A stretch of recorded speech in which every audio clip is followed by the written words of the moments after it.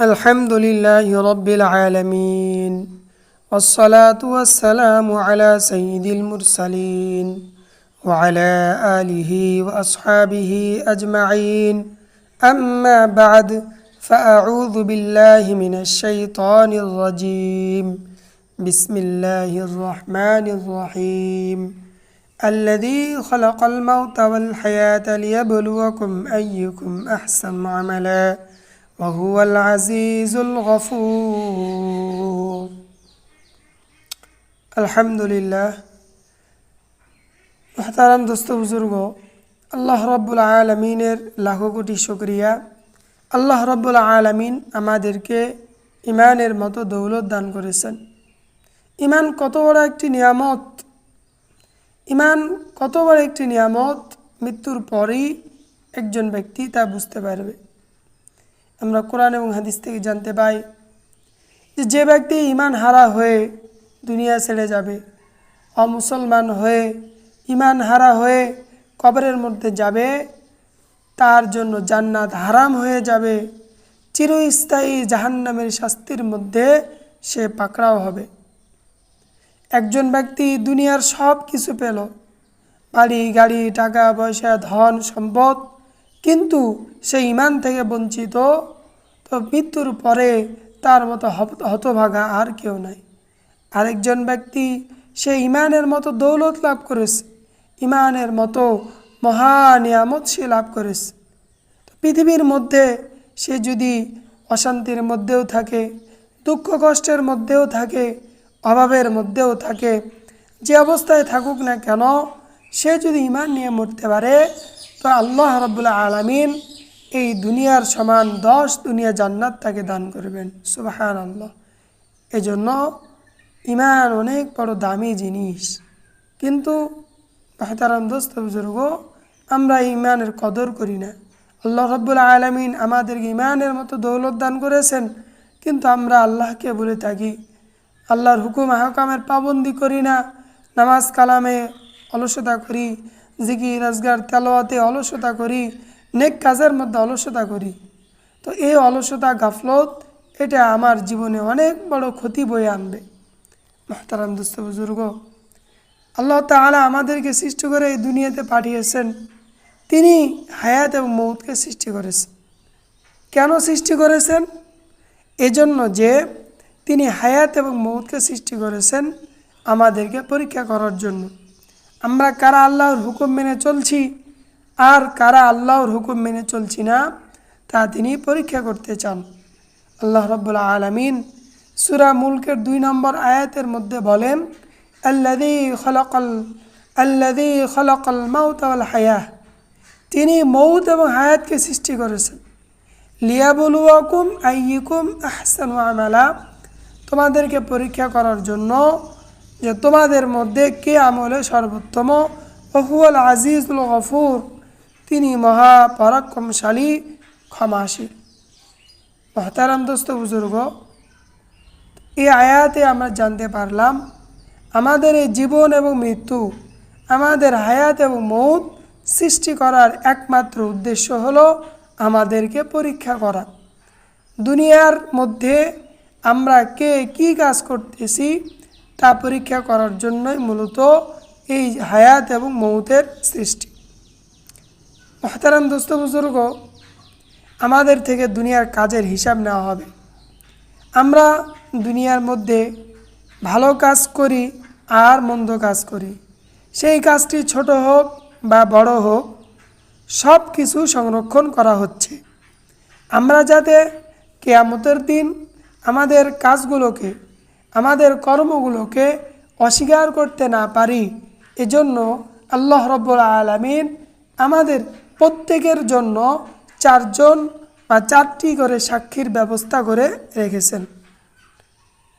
মুহতারাম দোস্ত বুজুর্গ, প্রথম নম্বর সাক্ষী হলো সম্মানিত লেখক ফেরেশতাগণ। আমাদের আমল লেখার জন্য আমাদের প্রত্যেকের সাথে 2 জন ফেরেশতা আছে। আমরা যা কিছু করছি তারা সব কিছুর খবর রাখছেন। আল্লাহ রাব্বুল আলামিন সূরা ইনফিতর এর 10, 11 এবং 12 নম্বর আয়াতে বলেন, ওয়া ইন্না আলাইকুম লাহাফিযিন, নিশ্চয় তোমাদের জন্য নিযুক্ত আছে পর্যবেক্ষক।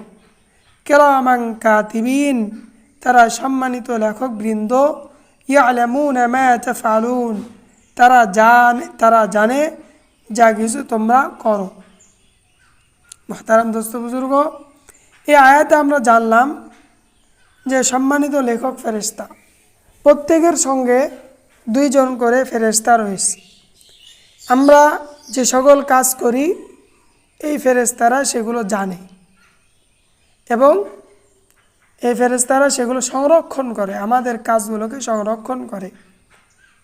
তো দুইজন ফেরেশতা আছে, কিয়ামতের দিন আমরা আমাদের আমলকে যদি অস্বীকার করি তখন এই দুইজন ফেরেশতা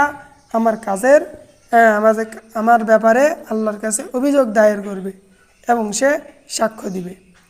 মুহতারাম হাজিরিন, আমাদের বিরুদ্ধে দ্বিতীয় সাক্ষী হলো অঙ্গ প্রত্যঙ্গ।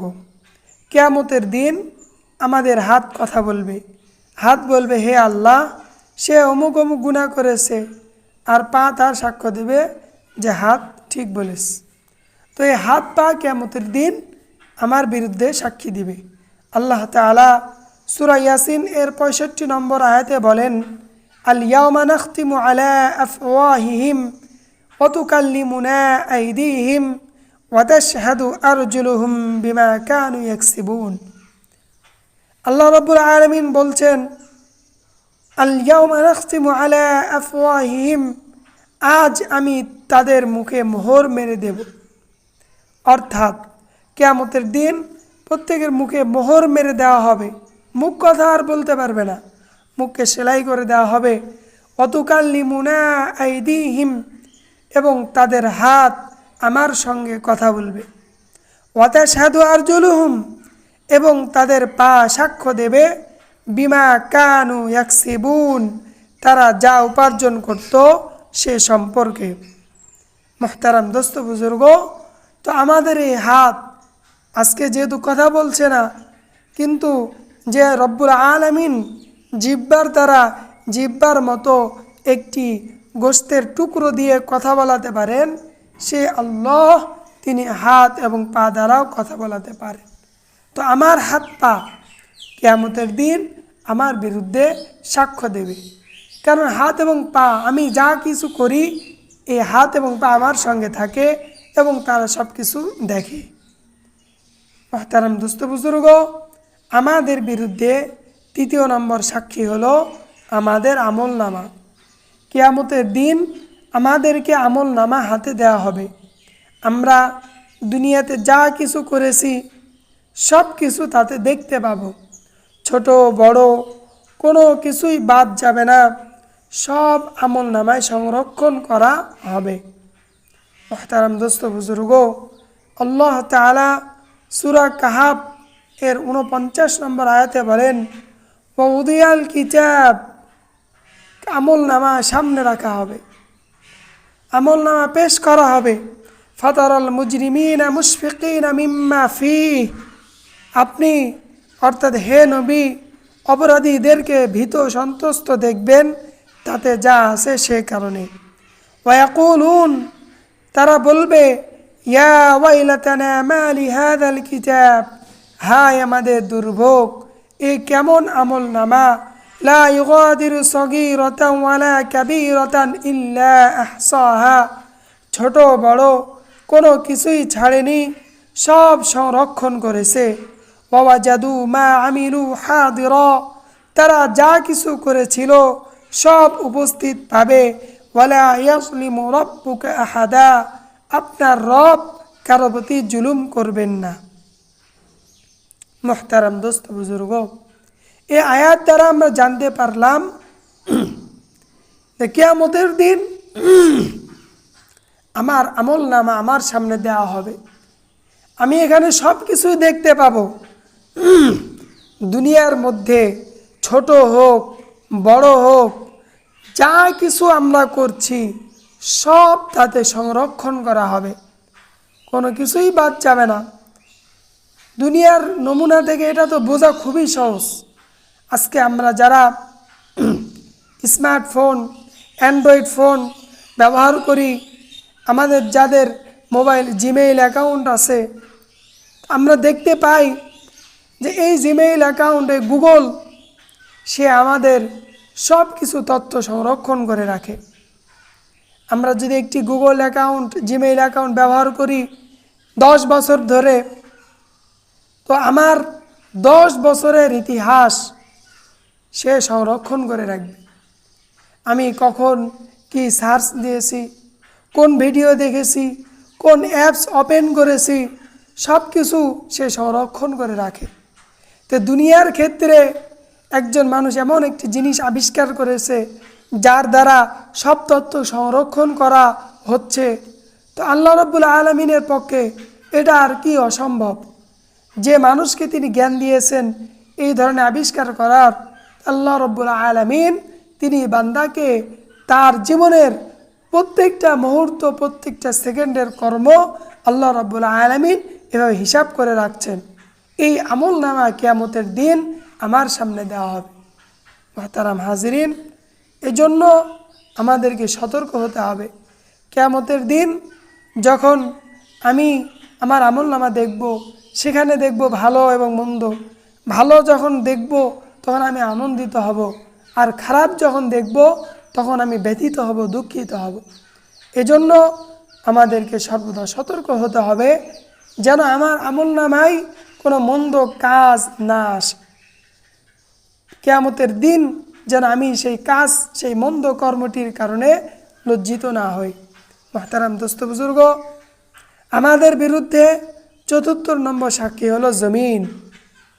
যে জমিনে আমি চলাফেরা করছি, যেখানে আমি বসবাস করছি, যে ঘরে আমি থাকছি, যে বাজারে আমি চলাফেরা করি, যে দোকানে আমি যাই, যেখানেই আমি যাই না কেন, এই জমিন আমার সব কিছু খবর রাখছে। কিয়ামতের দিন এই জমিন আমাদের বিরুদ্ধে আল্লাহর কাছে সাক্ষ্য দেবে। জমিন বলবে, হে আল্লাহ, সে আমার উপর অমুক দিন অমুক সময় এই কাজ করেছে, অমুক অমুক গুনাহ সে আমার উপর করেছে। আল্লাহ তাআলা সূরা জিলজালের 4 নম্বর আয়াতে বলেন, ইয়াউমাইযিন তুহাদ্দিসু আখবারহা, সেদিন সে অর্থাৎ জমিন তার সব খবর বলে দেবে। এছাড়া কিয়ামতের দিন আমাদের চোখ, কান, অন্তরের ব্যাপারে জিজ্ঞাসাবাদ করা হবে। চোখ বলবে, হে আল্লাহ, সে আমার দ্বারা অমুক অমুক জিনিস দেখেছে। কান বলবে, হে আল্লাহ, সে আমার দ্বারা অমুক অমুক কথা শুনেছে। অন্তর বলবে, হে আল্লাহ, সে আমার দ্বারা অমুক অমুক গুনাহের চিন্তা করেছে। মুহতারাম দোস্ত বুজুর্গ, আল্লাহ রাব্বুল আলামিন সূরা বনি ইসরাঈলের 36 নম্বর আয়াতে বলেন, ইন্নাস সামআ ওয়াল বাসারা ওয়াল ফুআদা কুল্লু উলাইকা কানা আনহু মাসউলা, নিশ্চয় কান, চোখ এবং অন্তর এদের প্রত্যেককে জিজ্ঞাসাবাদ করা হবে। মুহতারাম দোস্ত বুজুর্গ, শুধু তাই নয়, আমরা জিহ্বা দ্বারা যা কিছু বলি না কেন সব কিছু তৎক্ষণাৎ লিপিবদ্ধ হয়ে যাচ্ছে। এজন্য কথা বলার ক্ষেত্রেও সতর্কতা অবলম্বন করতে হবে। আমি সত্য কথা বলি আর মিথ্যা কথা বলি, সব কিছু তৎক্ষণাৎ আমার আমল নামায় লিপিবদ্ধ হয়ে যাচ্ছে। এখন তো আমরা মোবাইলের যুগে এসে আমরা সামান্য বিষয় আমরা মিথ্যা কথা বলি। মনে করেন আমি আসি রাজশাহীতে আর আমি বলে দিলাম যে আমি ঢাকায় আছি, তো এই যে মিথ্যা কথা আমি মুহূর্তের মধ্যে বলে দিলাম। তো আমি সত্য কথা বলি আর মিথ্যা কথা বলি, এগুলো আমার আমল নামায় লিপিবদ্ধ হচ্ছে। আজকে ব্যবসায়ীরাও বলে যে 10 টাকা দিয়ে আমি একটি জিনিস কিনেছি, খরিদ্দারকে সেই পণ্য বিক্রি করার জন্য বলে যে আমি 10 টাকা দিয়ে কিনেছি, তোমার কাছে আমি 11 টাকায় বিক্রি করছি। মূলত সে কিনেছিল 8 টাকা, কিন্তু বলছে 10 টাকা। সে মিথ্যা কথা বলে দিল পণ্যের জন্য। এভাবে অহরহ আমাদের থেকে মিথ্যা প্রকাশ পাচ্ছে। তো আমি যে মিথ্যা কথা বলি না কেন আর যে সত্য কথা বলি না কেন, সব কিছু আমার আমল নামায় লিপিবদ্ধ হচ্ছে। আল্লাহ তাআলা সূরা কফ এর 18 নম্বর আয়াতে বলেন, মা ইয়ালফিযু মিন কাওলিন ইল্লা লাদাইহি রাকিবুন আতীদ। মানুষ যে কথায় উচ্চারণ করে তার নিকট রয়েছে সদা প্রস্তুত একজন প্রহরী। মোহতারাম দোস্ত বুজুর্গ, তো সেই প্রহরী, সেই পর্যবেক্ষক, সে আমার মুখ দিয়ে আমি যা কিছু বলছি সে তৎক্ষণাৎ তা লিপিবদ্ধ করে নিচ্ছে। এজন্য কথা বলার ক্ষেত্রে সাবধানতা অবলম্বন করতে হবে। মোহতারাম দোস্ত বুজুর্গ, কিয়ামতের দিন পালানোর কোনো পথ নাই। কিয়ামতের দিন যদি আমি পাকড়াও হয়ে যাই, আমার জন্য জাহান্নামের ফয়সালা করা হয়, তাহলে আমার বাঁচার কোনো পথ নাই। এজন্য আমরা গুনাহ থেকে বেঁচে থাকার সর্বাত্মক চেষ্টা করব। আল্লাহর হুকুম অনুযায়ী নিজের জীবনকে পরিচালনা করব। আল্লাহ তাআলা আমাদেরকে তৌফিক দান করুন। আমিন। ওয়া আখিরু দাওয়ানা আনিল হামদুলিল্লাহি রাব্বিল আলামিন।